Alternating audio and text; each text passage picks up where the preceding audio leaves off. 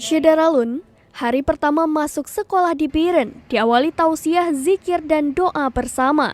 Amatan serambinews.com, Disman 1 Biren merupakan salah satu sekolah favorit di Biren.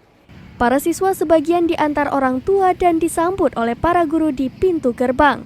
Kemudian, mereka diarahkan ke lapangan sekolah untuk mengikuti tausiah singkat, zikir, dan diakhiri dengan doa bersama.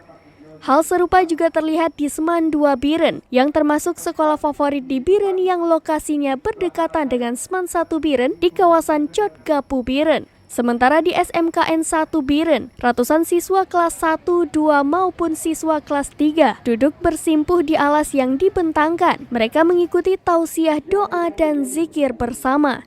Usai tausiah, para siswa diarahkan untuk berbaris dan antrian memanjang dan dilanjutkan dengan salam-salaman dengan kepala sekolah, guru maupun sesama siswa. Kepala Seman 1 Biren Zulfikri SAGMM mengatakan, hari pertama sekolah bagi siswa baru atau siswa kelas 1 mendapatkan pengarahan, sementara untuk siswa kelas 2 dan 3 langsung masuk ke kelas untuk mengikuti proses belajar.